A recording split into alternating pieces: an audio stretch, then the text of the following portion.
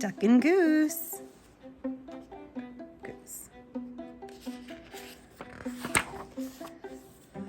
Oh my, what is that? Duck quacked. That's a silly question, Goose honked. It is a big egg, of course. Of course it is an egg. I know that, huffed Duck. What I mean is, where did it come from? Goose looked skyward. He looked to the river. He looked to the fields. He thought very hard. That's a ball. Who are you? He asked finally. I, said the duck, puffing out his feathered chest, am the one whose egg this is. I saw it first. Goose quickly raised one web foot. It's mine. I touched it first. Hey, you should never put your dirty foot on an egg, Duck scolded. Don't you know anything about caring for eggs?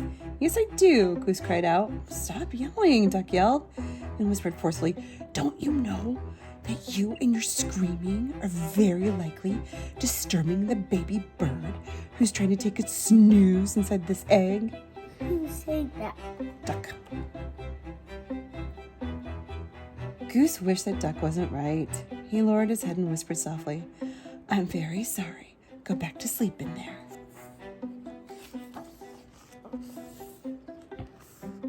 My, that's quite a beauty you have there, called a bluebird from across the river. Thank you, it's mine, quacked Duck. Actually, it's mine, honked Goose. Thank you. Honk. So, asked Duck, what do we do now? We should do something, suggested Goose. Yes, you're right. Good thinking, agreed Duck. Like what? He's thinking that he should do a bunch of signs that say, this egg is private property. Duck's egg. No geese allowed. No honking. $5 fine. Duck and Goose each thought, and then Goose is thinking, if you are a duck, keep walking. No ducks beyond this point. Quiet, please. Absolutely no quacking in this area. Well, we must keep the egg warm until the fuzzy little occupant is ready to come out, said Goose. Excellent idea, exclaimed Duck. He pushed past Goose. Step aside, and I shall do just that. But Goose was quick too. After a flurry of fussing, grunting and groaning, slipping and sliding, honking and quacking. Oh, goodness. Duck and Goose found themselves back to back. Scoot over. I don't have any room, complained Duck. You're much closer to me than I am to you. Stop yelling in my ear, Goose. Shh. Goose hushed, pointing at the round thing beneath them. Yes. We must remember. Quiet, quiet, quiet. We mustn't disturb the little one. And so they sat, very still and very quiet, waiting. For a long time they waited. They listened to the crickets chirp and the frogs burp. I'm going to teach this baby bird to quack like a duck, Duck boasted. Well, I'm going to teach it to honk like a goose, Goose honked back. I'm going to teach this baby bird to waddle, Goose added. So am I, Duck said. They heard the pitter-patter of the rain. I'm going to teach this baby bird to swim, Duck said. Me too, said Goose.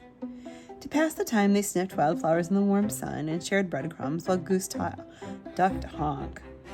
They watched the sunset in the sky, and Duck taught Goose to quack. They both. They counted the stars in the night sky. Let's teach our baby to fly, said Goose. Good idea, said Duck. I'm sure our baby will be a fast learner, said Duck. If it takes after you and me, I'm sure you're right, agreed Goose. Together they waited until... Did you feel that, Duck? Duck nodded. Yes. Did you feel that, Goose? Goose nodded. It's time, Goose, it's time, Duck squawked.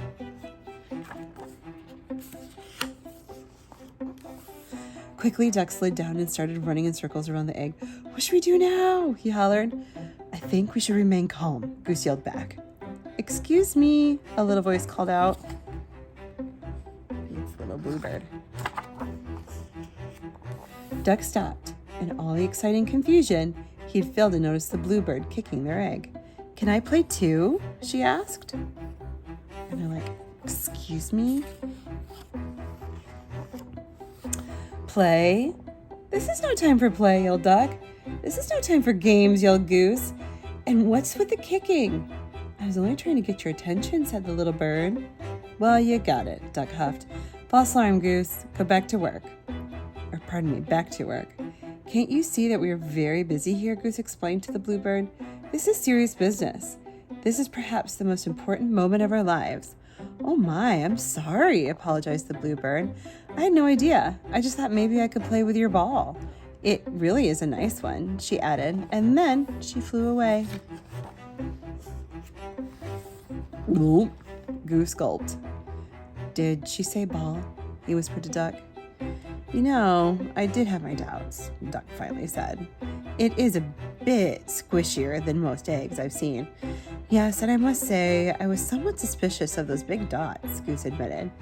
It may not be an egg, but it is lovely, said Duck. Oh, absolutely, Duck, Goose agreed. It's a keeper. It's a blankie. Oh, come here. Look. As the crickets chirped and the frogs burped and the grass swayed in a gentle breeze, Goose quacked, Duck honked, and the ball bounced, rolled, and sometimes even flew. Just like they were going to teach their baby bird.